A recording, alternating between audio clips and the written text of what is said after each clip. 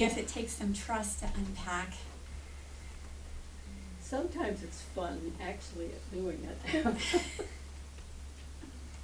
Our inspirational reading today comes from one of our pink books, which are channeled messages from an anonymous group called, what are they called? The Brotherhood of the Followers of the Present Jesus. And so this particular passage comes from the pink book, The Dawning of the Age of Light, on page 17.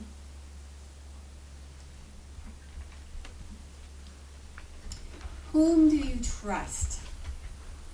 Trust is a precious and subtle element. Above all, trust yourself, for without trusting yourself, how can you trust another?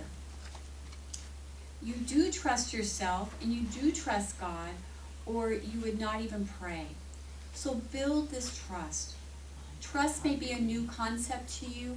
Trust can lift you to new heights of consciousness if you put your faith in God. Let God guide you. Let God take over your life. Let God lift you into an expression which is uniquely yours.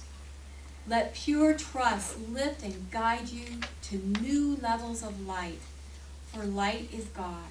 This will open a new awareness of your oneness with God. And so it is.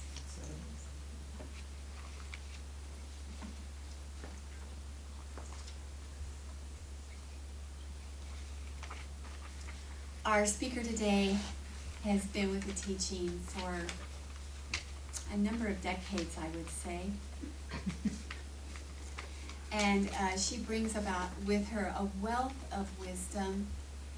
She runs our prayer ministry, our outreach groups, and she's very active in teaching classes and courses, and we just had a healing awareness workshop from this beautiful lady. So speaking on trusting the process, please welcome Reverend Marianne Kelley.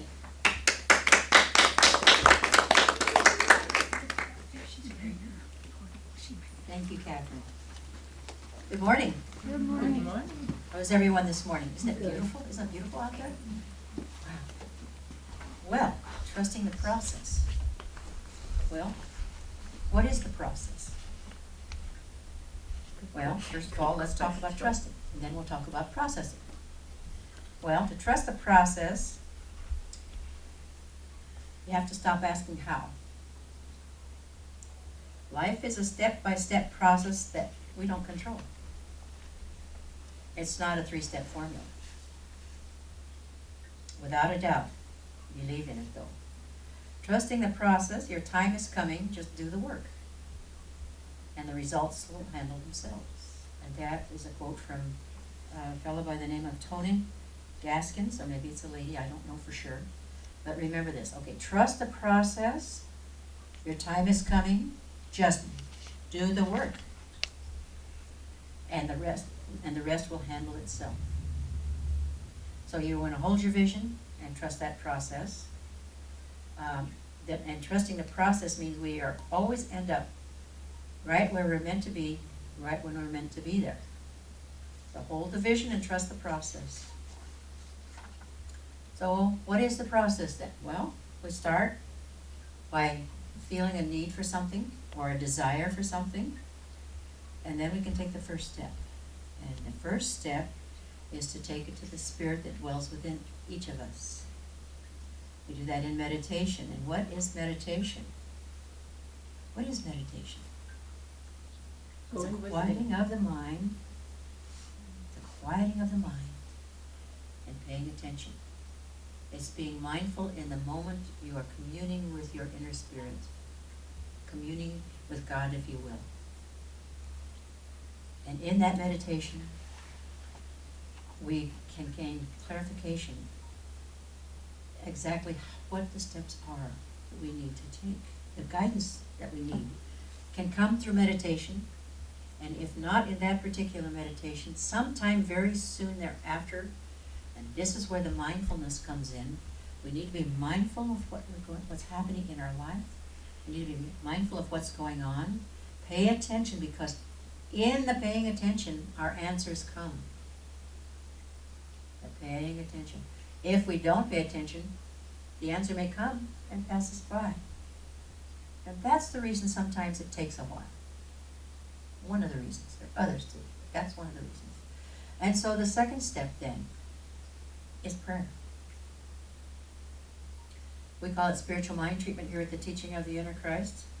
What we lovingly call TIC. And what is it? What is that?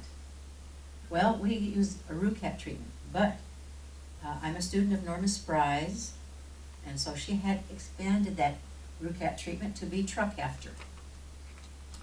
And how did that go? Well, the T is for the title. What is it I want to experience? And so we're very specific on that. This is a prayer treatment for me, Mary Ann, for a new battery for my car. And then what I do is I acknowledge the source. Who is the source? And what is the source? Well, the source we know is consciousness. And it was consciousness that created everything that is. And if consciousness was all there is, then consciousness must therefore have created us and everything we know of itself. And why would it do that? Probably in order to experience more of itself. And so, when we do this first step, we acknowledge that this consciousness, God if you will, Spirit if you want, or whatever you want to call it, Bob if you want, call it whatever you want. It is the creator of everything we know of, and things we don't know of. But it is the consciousness acting upon itself, speaking the words, saying, let there be, and there was light, and everything else. So we recognize that's the R part of the truck after. And then we come to the unification, understanding that if we are created of this God stuff, we are then unified with this Creator. We are unified with it. We are one with it. We have the same capacities, maybe not on the scope of the grand Creator, but within our sphere of action, we have all that God has. So we influence what happens in our life, what happens to us and for us. Nothing can happen to us without our approval on some level. So if something's happening and we're not really sure about it, we can let it go and change our mind. So we have that unification. We are one with the divine. So we recognize and we unify, and then we repeat our claim, our title. This is the treatment for Mary Ann. My claim for Mary Ann, a new car battery, or whatever else. And I know, I claim that, knowing that this is my true desire to have a new battery in this car. And then I say, I accept this new battery. And anything unlike having this new battery, I now heal, forgive, release, and let go for myself. So, what are we healing and what are we forgiving? Well, first of all, a separation, a thought of separation from the universal, because it's not possible to be separated from that, except in my mind. So I have to change my mind, right? And there is a false belief in unworthiness, perhaps, or that some person, place, or thing can keep me from my good, or some circumstance that seems to be denying my good, or maybe something else. Now, healing can feel messy. You can feel hopeful in the healing. Sometimes it seems like we take a step forward and 2 steps back, or 2 steps forward and 1 step back. But it can also be joyous. It can be confusing. What am I going to heal? What is there to heal? And the healing can be sudden, or it can be stagnant. Depends on our beliefs. So we're working on it. It can be scary to let go of some things in our life. It can be scary. And so now we're making 3 steps forward and only 1 step back. So it sometimes can feel like a burden, a heavy burden on our shoulders. If you find yourself going like this, you're carrying some burden. Let it go. Let it go. So, yeah, all of these things. Okay, it's a process. It's a process. It's healing stuff. But sometimes my students ask me if they need to do a treatment more than once. Teachers in here, you've heard that question. Or why do I have to do it more than once? They want to know. Well, I tell them that sometimes we are blocking our good by not trusting that it is God's will for us to have all of the good in the kingdom, or that God can withhold from us. But you know something? God doesn't work that way. God will do for us. Spirit, consciousness will do for us what it can do through us. Got it? It is the Father's good kingdom, pleasure to give us the kingdom. So says the Master Jesus, the Christ.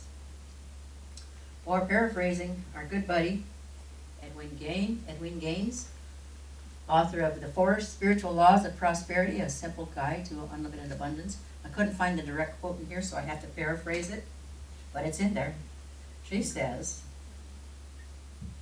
if there's a delay in our good, it means that the chances are very good that there is a forgiveness needed. And generally speaking, who is the forgiveness that is needed? Who needs to be forgiven? Generally, the person we need to forgive is ourselves. Or a situation, but our part in the situation we need to forgive too, because we always have a part in the situation. We always are a partner in whatever's going on. Whatever's going on is a mirror of what's going on up here. Always and ever. So, we work on that. So we spend time on that acceptance part of our treatment to do the soul searching for what is keeping us from our good. What needs healing? Doesn't necessarily come easy, but it is the first step. And if it's not easy, take it back to the first step. This is the third step here. Second step. Take it back to that first step in meditation and ask what more is needed. And then pay attention. Again, back to the mindfulness. Pay attention to what's going on in our life. What ideas pop into our head. What somebody may say something. Triggers. Pay attention to what people are saying. What's going on. A billboard. Oh, that reminds me. Pay attention. Mindfulness. And then we have Thanksgiving. We give the Thanksgiving for this in advance. Thank you, God, that I have this battery, that it's in my car. My car is running beautifully. Thank you, wonderful God, for this right now. And knowing that the power of our word goes forth, we give thanks right now. Knowing that it is done, even though it's not quite here yet. We know that it is happening. It is happening right now. It's in process right now. And remember, the last step. Let it go. And let God do its wondrous work through us. What does that mean? It means that if we do this prayer treatment that we just did, and then we sit around waiting for God to drop it in our lap, we might be sitting there for a long, long time. God can only do for us what God can do through us. In other words, I've done my prayer, now I have to do my moving of my feet. I have to move on it. And I will be guided to that which is perfect and right for this battery. And interesting enough, when we do this prayer, if it's money we need, it comes. If it's people we need, it comes. If it's ideas we need, it comes. We just have to be mindful of what's going on, of the billboard, person, event, whatever it is. The mailman coming with checks in the mail, all of that stuff. So, it is God's good pleasure to give to us the kingdom and all of the riches in heaven. So we ask our inner connection, that inner Christ, to guide us on what to do to bring about the good. Which leads us to the third step, and that's moving our feet. Following that divine guidance to manifest the good we desire, remembering that only God can only do for us what she can do through us. And remember this too. It's a journey. No one is ahead of us and no one is behind us. We are not more advanced than anyone else or less enlightened. We are exactly where we need to be. It's not a contest, it's a life. We are all teachers and we are all students.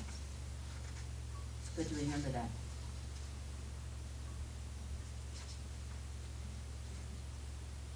So,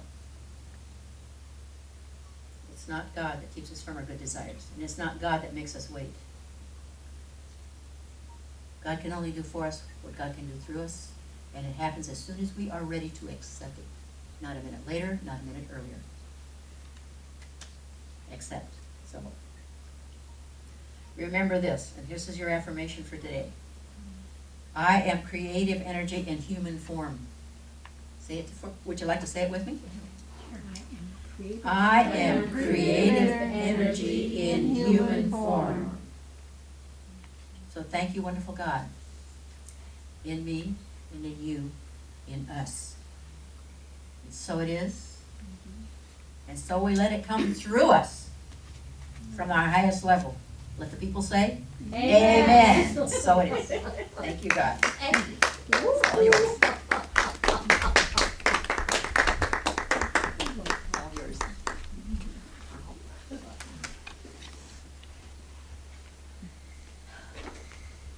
Thank you, Reverend Mary Ann. Welcome, welcome.